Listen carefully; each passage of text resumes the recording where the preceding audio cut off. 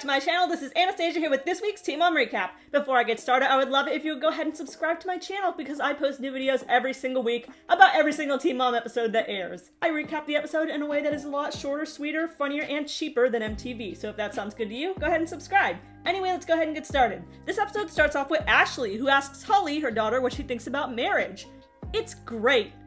Not that I learned that from watching you guys. Actually, it was in spite of watching you guys. Bar is still facing time behind bars. He's supposed to turn himself in 11 days from now. The producer asks Bar, what do you hope to happen at your court date tomorrow? Honestly, I'm tired of talking about my case on the show. So you don't want to film with Shen. You don't want to film about your relationship. You don't want to film about court. Like, please kindly just take the Kail route and just stop filming altogether. Real entitled. Not to downplay my case, but it wasn't a murder charge. Like, I get anxiety just from talking about this. Yeah, there's other valid crimes besides murder. And I get anxiety from thinking that a drunk driver like you could randomly hit me at any moment. Ashley says this case has been going on for 2 years and it never ends. We can't focus on other things, and we can't do therapy until this is figured out. Leah is focusing on getting her real estate license, and getting Jaylan some real estate near her. She's like, I'm taking so many notes about real estate, and then you zoom in on the notes, and it's actually just notes about the memoir that she had ghostwritten. She tells Jaylan that she's nervous for her real estate exam. You went through school, you got this. Hey, by the way, I've been in contact with my employer. I'm going to probably work in Morgantown, West Virginia, only about 2 hours from you. It has to be in person, though, not remote work, but isn't that exciting? So you're not coming close? Well, I am. I'm moving to West Virginia from Georgia. That's 2 hours from you as opposed to 8. It's not easy to see each other still. I have 3 kids. I'm constantly doing shit. It'll be hard to make time for that 2-hour drive. This ungrateful bitch. This man is moving 8 hours from where he lived over to the woods to come live near you. Changed his entire job and you still complain? Wasn't she just on Teen Mom Family Reunion saying she's so guarded and she can't open up? Like, clearly she just wants to live together after being together for not that long at this point. Brianna takes Stella to the ER because she's been complaining of her heart beating too fast, and they make a cardiologist appointment for the next day. For 3 weeks now, she's been complaining that her heart beats too fast, and for her to say that more than once really concerns me. She was born with 2 holes in her heart. Roxanne says, well, her next appointment is downtown. Lewis lives downtown. Seems convenient enough, right? His daughter getting an appointment for her heart condition is close enough that he might want to show up, I guess. Do you want to tell him about it so he can come? Oh, I did tell him about it, but when he learned that cameras were going to be there, he said, I don't want to film, and that he probably would not be coming. But he did ask if she was okay. Not having Stella's dad's support hurts, but it's been like this since day 1, so what's new? That's depressing. Next is Kail, who has decided to grace us with her presence this episode. Lux asks her, why do I have to play football? Because you wanted to sign up, so you have to be there, even if you're on the bench. You committed to it. Not to mention, Mommy already paid for it. I don't wanna! Why not? Actually, I do want to play. You do?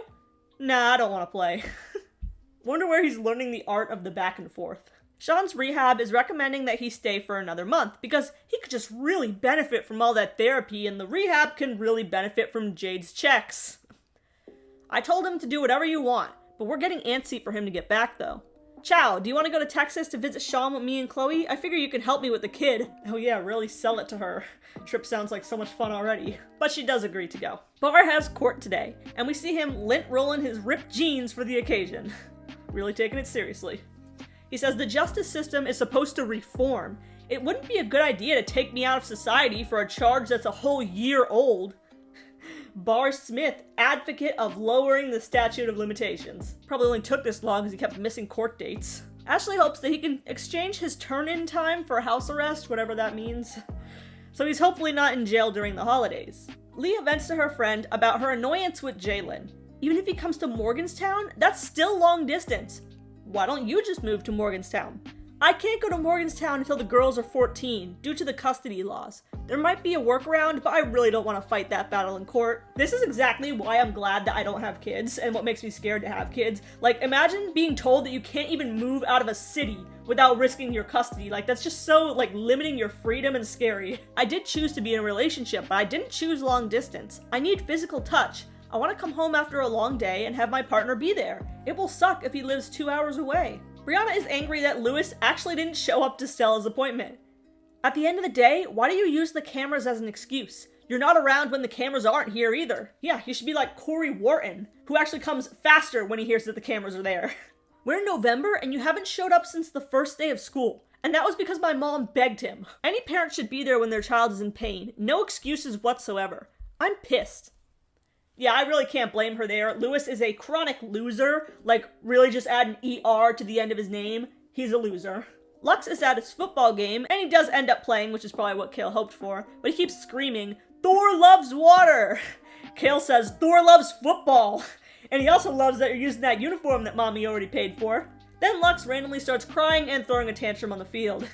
Kail says, "I just want to prepare my kids for the real world. You have to commit to things that you say you're going to do, like a job. Or like an MTV job that you signed a contract for and get paid $500,000 a season for." Jade called Sean off camera last night about staying for another month, and they got into an argument. While she's driving to the airport, a counselor from Sean's rehab calls her and says, "Hey, Sean has been having heightened anxiety lately, and he's actually scared almost about your visit. Are you sure you should come? Where are you?" "What do you mean? I'm on my way to the airport, ready to come pick up my free childcare." "Are you willing to commit to not letting Sean come back with you? If he's gonna be like, 'Oh, I miss you, I wanna leave,' will you be able to tell him no?" "I mean, I never said he needs to leave. He thought about staying, and I said, yeah, if that's best, do it. I don't want to hear this before my flight, to be honest. I understand my role, and that's what I've been doing."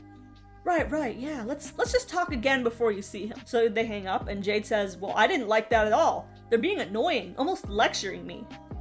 Yeah, I definitely also got that vibe from the phone call. I've worked at rehabs before, and they definitely kind of use the family in this way to try to get the person to stay. But usually not after they've already been there for 3 whole months and what they thought were going to complete the program. Like, it's kind of bad to just throw on someone like, "Oh yeah, can you please stay another month," when you already planned to go home and all this. Like, I don't know. They must be self-pay. After Stella's appointment, they tell her that the holes in her heart have closed, but she has to wear a heart monitor for a month for them to see what's going on. Lewis asked me how the appointment went, but I never responded. "Brianna, it's okay to say that you're not okay." "I am okay." "You're not. You're hiding stuff in. It's okay to admit that it bothers you that Lewis doesn't care." Brianna does not admit it. Bart comes back from court with some news. And a big old pack of chocolate-covered Oreos to distract from it and soften the blow. Yay!